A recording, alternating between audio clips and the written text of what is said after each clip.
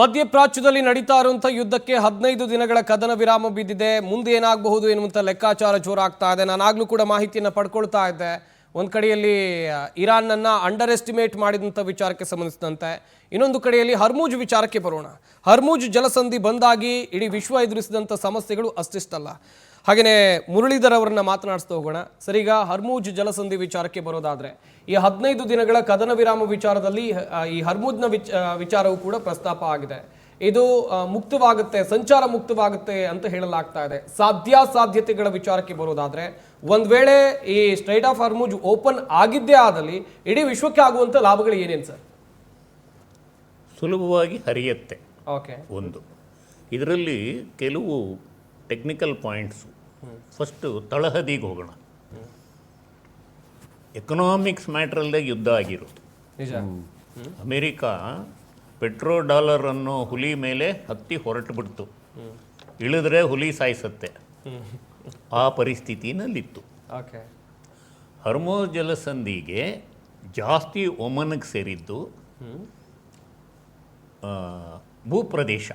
Okay. ಅವರು ಹೇಳಿದ್ದು ದುರ್ಗಮವಾದ ಪ್ರದೇಶಕ್ಕೆ ಸಂಬಂಧಪಟ್ಟಿದ್ದು ಇರಾನ್ಗೆ.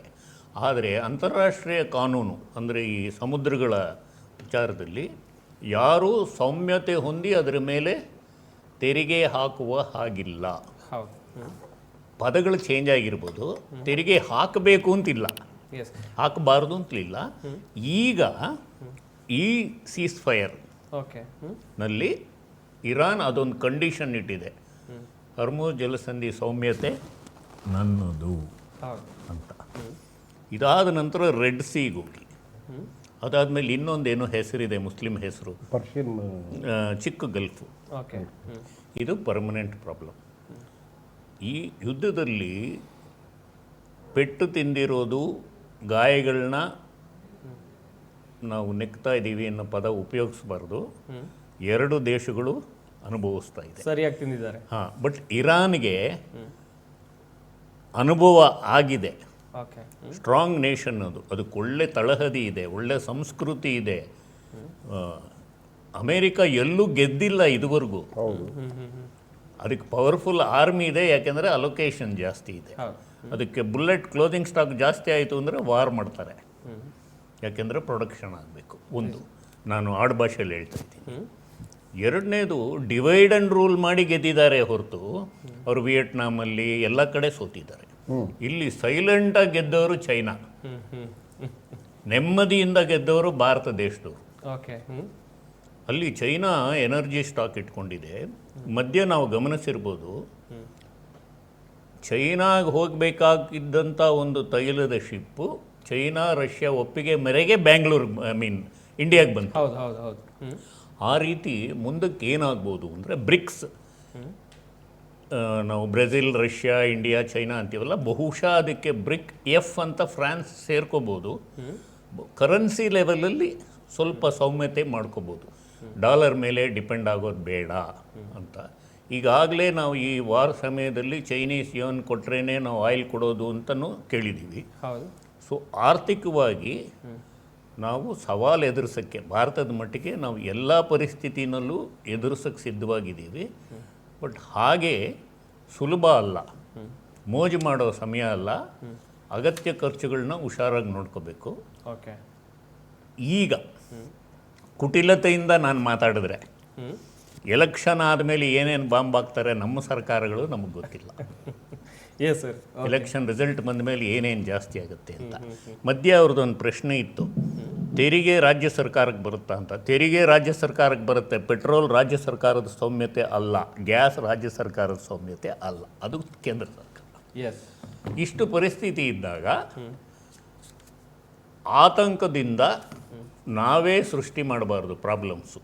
ಒಂದು ಏಜೆನ್ಸಿಗೆ ದಿನಕ್ಕೆ 100 ಸಿಲಿಂಡರ್ ಕೊಡೋ ಏಜೆನ್ಸಿ ಮುಂದೆ ಹೋಗ್ಬಿಟ್ಟು 300 ಜನ ನನಗೆ ಇವತ್ತೇ ಬೇಕು ಅಂದರೆ ಎರಡು ರೀತಿ ಪರಿಸ್ಥಿತಿ ಕ್ರಿಯೇಟ್ ಆಗುತ್ತೆ. ಒಂದು, ಅವನು ಬಾಗ್ಲಾಕ್ಬಿಡ್ತಾನೆ. ಇಲ್ಲ ಅಂದರೆ ಯಾರೋ ನಮ್ಮಲ್ಲೇ ಒಬ್ಬರು ಗುರು, ನಿಂಗೊಂದು 500 ಜಾಸ್ತಿ ಕೊಡ್ತೀನಿ ನನಗೆ ಕೊಡು ಅಂತಾರೆ. ಅಲ್ಲಿಂದ ಅವನಿಗೆ ರುಚಿ ಶುರುವಾಗುತ್ತೆ. ಅದು ಶುಗರ್ ಕಂಪ್ಲೇಂಟ್ ಆಗೋವರೆಗೂ ಆಗುತ್ತೆ, ಆಮೇಲೆ ಸರ್ಕಾರ ಇಂಟರ್ಫಿಯರ್. ಪ್ರತಾಪ್ ಶೆಟ್ರೆ, ಈಗಾಗಲೇ ನೀವು ಕೂಡ ಹೇಳ್ತಾ ಇದ್ರಿ ಸಮಸ್ಯೆಗಳು ಎಷ್ಟರ ಮಟ್ಟಿಗಿದೆ ಅಂತೇಳಿ. ನೀವು ಸರ್ಕಾರವನ್ನ ಭೇಟಿ ಮಾಡಿದಂಥ ಸಂದರ್ಭದಲ್ಲಿ ಆರೋಗ್ಯ ಸಚಿವರನ್ನ ಭೇಟಿ ಮಾಡಿದ್ರಿ, ಮಾತುಕತೆಯನ್ನು ನಡೆಸಿದ್ರಿ. ರಾಜ್ಯ ಸರ್ಕಾರವನ್ನ ಕೇಳಿದ್ರೆ ನಮ್ದೇನು ಸಮಸ್ಯೆ ಇಲ್ಲ, ಕೇಂದ್ರ ಸರ್ಕಾರಕ್ಕೆ ಹೋಗಿ ಕೇಳಿ ಅಂತಾರೆ. ಕೇಂದ್ರ ಸರ್ಕಾರದವ್ರನ್ನ ಕೇಳಿದ್ರೆ ನಾವು ಸರಿಯಾಗಿ ಸಪ್ಲೈ ಮಾಡ್ತಿದ್ದೀವಿ, ನಮ್ದೇನು ಪ್ರಾಬ್ಲಮ್ ಇಲ್ಲ ಅಂತ ಹೇಳ್ತಾರೆ. ಸಮಸ್ಯೆಗೆ ಸಿಕ್ಕಾಕೊಂಡಿರೋದು ಹೋಟೆಲ್ ಉದ್ಯಮಿಗಳು. ಏನ್ ಹೇಳ್ತೀರಾ ಈ ವಿಚಾರವಾಗಿ, ಸರ್ಕಾರದ ನಡೆ ಕುರಿತಂತ ಹೇಳ್ತಾ ಹೋಗೋದಾದ್ರೆ? ಕೇಂದ್ರ ಸರ್ಕಾರ ಆಲ್ರೆಡಿ ನಮ್ಮ ಕಡೆಯಿಂದ ನಾವು ಗ್ಯಾಸನ್ನು ಸಪ್ಲೈ ಮಾಡ್ತಾ ಇದ್ದೇವೆ ಅಂತ ಹೇಳ್ತಾ ಇದ್ದಾರೆ. ರಾಜ್ಯ ಸರ್ಕಾರ ನಾನು ಹೇಳೋದಾದರೆ ಇವತ್ತು ವಿಫಲ ಆಗಿದೆ. ಯಾಕೆಂತ ಹೇಳಿದ್ರೆ ನಾನು ಹೇಳಿದ್ನಲ್ಲ, ಈ ಮಧ್ಯವರ್ತಿಗಳ ಹಾವಳಿಯಿಂದ ಹಾಳಾಗ್ತಾ ಇರುವಂಥದ್ದು. ಆಲ್ರೆಡಿ ನಾವು ಏನು ಸಚಿವರಿಗೆ ಆಲ್ರೆಡಿ ಮನವಿ ಮಾಡಿದ್ದೀವಿ, ಹಲವಾರು ಮಾಧ್ಯಮದ ಮುಖಾಂತರ ಅವರು ಪ್ರಸ್ತಾಪನೆ ಮಾಡ್ತಾ ಇದ್ದಾರೆ, ನಾವು ಕರೆಕ್ಟಾಗಿ ಗ್ಯಾಸ್ ಕೊಡ್ತಾ ಇದ್ದೇವೆ ಅಂತ.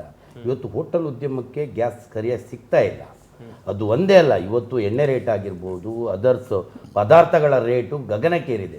10ರಿಂದ 15% ಜಾಸ್ತಿ ಆಗಿದೆ. ಹಾಗೆಯೇ BBMP ಲೈಸೆನ್ಸ್ಗಳು ಆಗಿರ್ಬೋದು, ಫುಡ್ ಲೈಸೆನ್ಸ್ ಆಗಿರ್ಬೋದು, ಪ್ರತಿಯೊಂದು ಕೂಡ 15ರಿಂದ 20% ಜಾಸ್ತಿ ಆಗಿದೆ. ಸರ್ಕಾರ ಇದನ್ನು ಗಮನ ಸೆಳೆದು ಏನಾದರೂ ಒಂದು ಸಬ್ಸಿಡಿ ಕೊಡುವಂಥದ್ದು ತಾತ್ಕಾಲಿಕವಾಗಿ. ಜನರು ಇವತ್ತು ಪರಿಸ್ಥಿತಿ ಕಷ್ಟ ಆಗಿದೆ, ಬದುಕುವುದೇ ಪರಿಸ್ಥಿತಿ ಕಷ್ಟ ಆಗಿದೆ.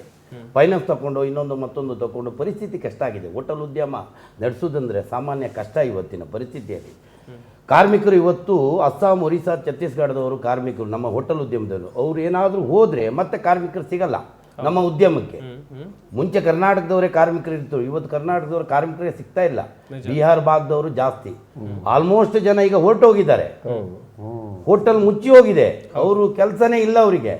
ಇವತ್ತು ಆ ಪರಿಸ್ಥಿತಿ ಆಗಿದೆ. ಸರ್ಕಾರ ಇದನ್ನು ಕೂಡಲೇ ಪರಿಗಣಿಸಿ ಏನು ಈ ಹೋಟೆಲ್ ಉದ್ಯಮಕ್ಕೆ ಏನಾದರೂ ಒಂದು ಪರಿಹಾರ ಕೊಡುವಂಥದ್ದು, ಗ್ಯಾಸನ್ನು ಸಬ್ಸಿಡಿಯಲ್ಲಿ ಕೊಡುವಂಥದ್ದು. ಮಾರ್ಚಲ್ಲಿ ಆಲ್ರೆಡಿ 145 ರೂಪಾಯಿ ಜಾಸ್ತಿ ಮಾಡಿದ್ದಾರೆ. ಫೆಬ್ರವರಿಯಲ್ಲಿ ಮೊನ್ನೆ ತಿಂಗಳಲ್ಲಿ 205 ರೂಪಾಯಿ ಜಾಸ್ತಿ ಮಾಡಿದ್ದಾರೆ. 150 ರೂಪಾಯಿ ಸಬ್ಸಿಡಿ ಕೊಡುವಂಥದ್ದು ಕೂಡ ಕ್ಯಾನ್ಸಲ್ ಆಗಿದೆ. ಟೋಟಲಿ 600 ರೂಪಾಯಿ ಇವತ್ತು ಗ್ಯಾಸ್ ರೇಟ್ ಜಾಸ್ತಿ ಮಾಡಿದ್ದಾರೆ. 10 ಸಿಲಿಂಡರ್ ಕೊಡುವಂತಲ್ಲಿ 2 ಸಿಲಿಂಡರ್ ಕೊಡ್ತಾ ಇದೆ ದೊಡ್ಡ ಹೋಟ್ಲುಗಳಿಗೆ ಮಾತ್ರ. ಪ್ರತಿಯೊಬ್ಬರಿಗೂ ಸಿಗುವಂತ ಕೆಲಸ ಮಾಡಲಿ ಸರ್ಕಾರ ಅಂತ ಕೇಳ್ಕೊಳ್ತಾ ಇದ್ದೀವಿ. ಕರ್ನಲ್ PV ಹರಿ ಸರ್, ಆಗ್ಲೂ ಕೂಡ ಹೇಳ್ತಾ ಇದ್ರಿ ಆಧುನಿಕ ಯುದ್ಧ ತಂತ್ರದ ವಿಚಾರಕ್ಕೆ ಸಂಬಂಧಿಸಿದಂತೆ ಇಲ್ಲಿ ಅಮೆರಿಕ ಮತ್ತೆ ಇಸ್ರೇಲ್ ಮಾಡಿದಂತ ಅಂಡರ್ ಎಸ್ಟಿಮೇಟ್ ನಿಂದ ಪೆಟ್ಟು ತಿನ್ಬೇಕಾಯ್ತು ಸರಿಯಾಗಿ ಅಂತೇಳಿ. ಆದ್ರೆ ಅಮೆರಿಕದ ಯುದ್ಧ ವಿಮಾನಗಳ ವಿಚಾರಕ್ಕೆ ಬರೋದಾದ್ರೆ ರೆಡಾರ್ನ ಸಂಪರ್ಕಕ್ಕೂ ಸಿಗದಂತೆ ಹಾರಾಟ ಮಾಡುವಂತ ಶಕ್ತಿ ಅಮೆರಿಕದ ಯುದ್ಧ ವಿಮಾನಗಳಿಗೆ ಇದೆ. ಆದ್ರೂ ಕೂಡ ಇರಾನ್ ಅದನ್ನ ಹೊಡೆದಾಕ್ತು. ಯಾವ ಏರ್ ಡಿಫೆನ್ಸ್ ಸಿಸ್ಟಮ್ ಅನ್ನ ಇಲ್ಲಿ ಬಳಕೆ ಮಾಡಿರ್ಬೋದು ಸರ್, ಹೇಗೆ?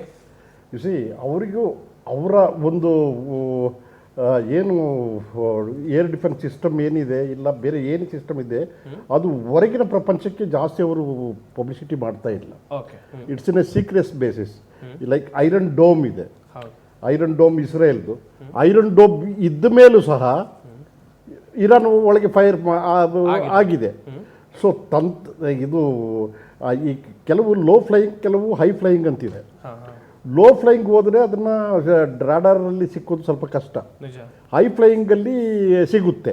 ಸೊ ಲೋ ಫ್ಲೈಯಿಂಗಲ್ಲಿ ಯಾವ ಆಬ್ಜೆಕ್ಟ್ ಬಂದರೂ ಇದು ಮಾಡ್ತದೆ.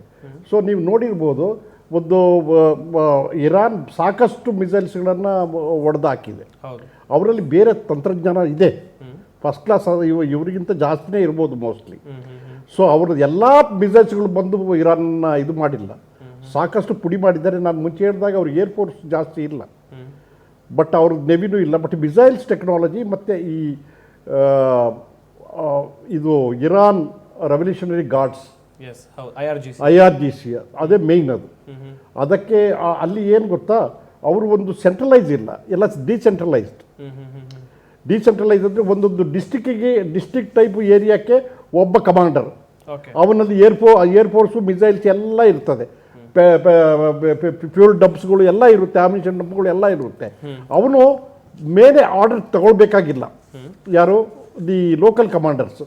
ಅವನು ಇಂಡಿಪೆಂಡೆಂಟ್ ಬ್ಯಾಟಲ್ ಫೈಟ್ ಮಾಡ್ತಾನೆ.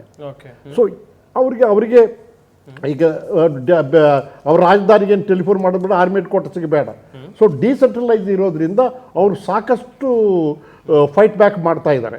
ಮತ್ತು ಎರಡನೇದಾಗಿ ಅವರಲ್ಲಿ ಮೇನ್ ಅಡ್ವಾಂಟೇಜ್ ಅಂತ ಹೇಳಿದ್ರೆ ಟೆರೈನ್ ಮೀನ್ಸ್ ದಿ ಗ್ರೌಂಡ್. ಆ ಗ್ರೌಂಡ್ ಎಂಥದ್ದು ಅಂತ ಹೇಳಿದ್ರೆ ಸಾಕಷ್ಟು ಕೆಲವು ಕಡೆ ಗುಡ್ಡಗಾಡುಗಳು ಇರುತ್ತದೆ. ಏನಾದರೂ ಒಂದು ಅಮೆರಿಕನ್ಸ್ಗಳದ್ದು ಸೋಲ್ಜರ್ಸ್ಗಳು ಒಳಗೆ ಹೋದರೆ ಟ್ರ್ಯಾಪ್ ಆಗೋದು guarantee. Okay okay guarantee trap ಹಾಕ್ತಾರೆ. ಅವರು ಅಷ್ಟು ಇವರಿಗೆ ಹೆದರಿಕೆ ಹುಟ್ಟಿದೆ ಈಗ ಅಮೇರಿಕನ್ಸಿಗೆ. ಸೊ ಗ್ರೌಂಡ್ ಅಫೆನ್ಸಿವಲ್ಲಿ ಇವರು ಸಾಧನೆ ಮಾಡಲಿಕ್ಕೆ ಆಗೋದಿಲ್ಲ America. They have to be ready to face the consequences.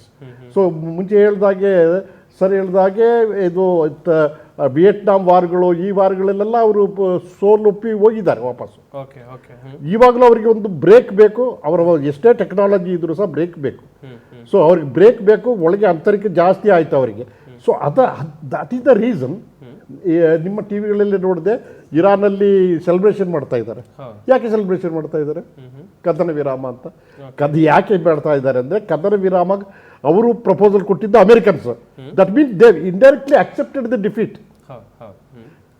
ಇನ್ನು ಫರ್ದರ್ ನಾವು ನಿಮ್ಮ ಮೇಲೆ ಬಾಂಬ್ ಹಾಕೋದಿಲ್ಲ, ನಮ್ಮ ಮಾತಿಗೆ ನಿಲ್ಲಿ ಅಂತ.